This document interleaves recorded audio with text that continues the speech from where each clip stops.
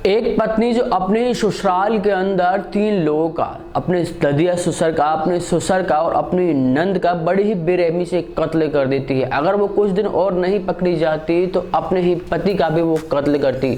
अगर क्या कारण था, क्योंकि उसने कत्ल, जानेंगे सारा कुछ इस कहानी के अंदर। ये दोस्तों एक कहानी नहीं है, एक तरीके से सच्चाई है सहारनपुर के मानकपुर गाँव की। ये दोस्तों पूरी घटना को जानेंगे इस वीडियोज के अंदर। सहारनपुर के मानकपुर गांव में रहने वाले एक शख्स सूरज की शादी रिया से हुई थी। सब कुछ बहुत अच्छा चल रहा था, लेकिन साल 2 साल बाद ही रिया को एक लड़के से, जिसका नाम रोहित है, उससे प्यार हो जाता है।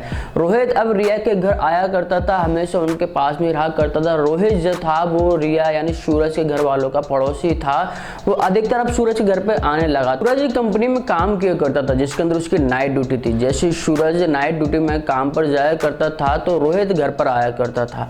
जो रिया थी वो क्या करती थी कि जब घर वाले सारा खाना खाया करते थे तो रिया उस खाने के अंदर नींद की गोली मिला दिया करती थी, जिसके अंदर घर वाले जैसे खाना खा के फिर होते तुरंत ही वो सो जाया करते थे।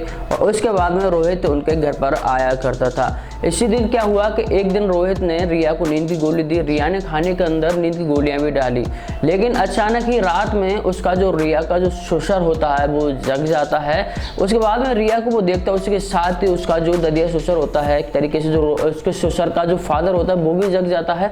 और दोनों को पता लग जाता है कि रोहित घर पर आया हुआ है और वो रिया के बेडरूम में है। इस बात को देखकर रिया के जो ससुर होते हैं उनको काफ़ी गुस्सा आता है और उन्हें बात में आपस में उनमें रिया के और रोहित में और उनके ससुर में थोड़ी कहानी सुनी हो जाती है।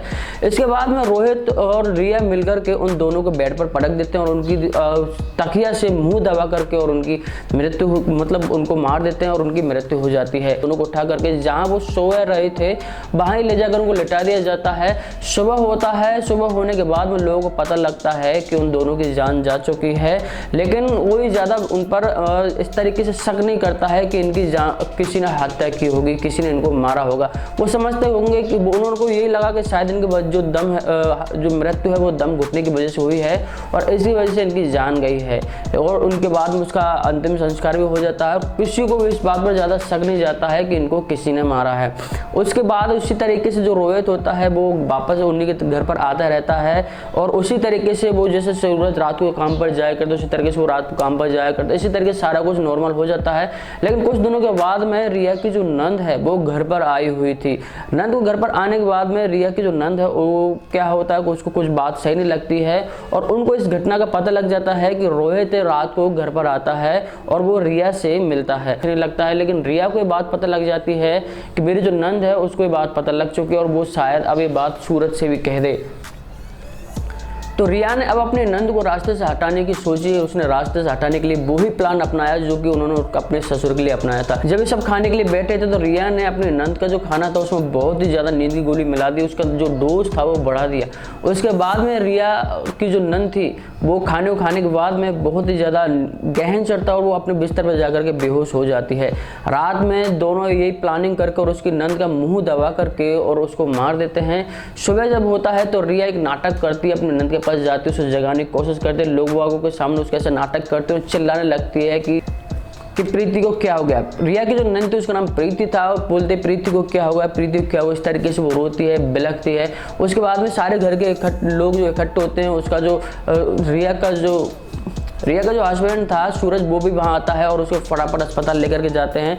अस्पताल में उसे मृत घोषित कर दिया जाता है और उसका जो पोस्टमार्टम होता है, पोस्टमार्टम में ये डॉक्टर द्वारा बताया जाता है कि इसकी जो मौत है वो किसी ने नींद की गोली ज़्यादा मिलाने के कारण हुई है और इसकी जो मौत है वो दम घुटने के कारण हुई है। घर वालों को शक हुआ। शक होने के बाद में पुलिस को ये FIR इसकी दर्ज कराई गई। पुलिस ने इसकी जाँच पड़ताल शुरू की। जाँच पड़ताल करने के बाद में सारे घर वालों से बातचीत की। सारे घर वालों से बात कर रही थी। जब रिया से बात पूछी जा रही थी, रिया हर बार एक अलग उत्तर दे रही थी, एक अलग जवाब दे रही थी और रिया घबरा रही थी। पुलिस को इस बात पर शक हुआ। पुलिस ने सख्ती से इस बात पर रिया से पूछताछ शुरू की। जब रिया से सख्ती से सारा कुछ पूछताछ किया तो रिया ने सारा कुछ कबूल कर दिया। उसके बाद में पुलिस ने यहाँ तक भी उनके घर वालों को बताया था कि अगर रिया कुछ दिनों में नहीं पकड़ी जाती तो रिया अपने हस्बैंड का भी कत्ल करती, सूरज को भी वो मौत के घाट उतार देती। और वो रोहित के साथ में यहाँ से चंद दिनों में फरार होने वाली थी। इस तरीके से उन्होंने रिया ने अपने एक छोटे से प्रेम के लिए शादीशुदा होने के बावजूद भी अपने सारे घर वालों को, अपने ससुर को और अपने नंद को मौत की घाट उतार दिया। और वो भी प्यार के खातिर वो सूरज को भी मौत की घाट उतारना चाहती थी अगर वो उसको पता नहीं लगता, पकड़े नहीं जाती थी। तो दोस्तों आप क्या कहना चाहते हो ऐसी एक कलंकित बहू के बारे में? आपको कैसा लगी स्टोरी सुनकर हमें कमेंट करके जरूर बताएं और ऐसी रियल फैक्ट्स और स्टोरी जानने के लिए हमारे चैनल को जरूर सब्सक्राइब करें। तो मिलते हैं अगली अच्छी स्टोरी के साथ, तब तक के लिए goodbye, thank you so much.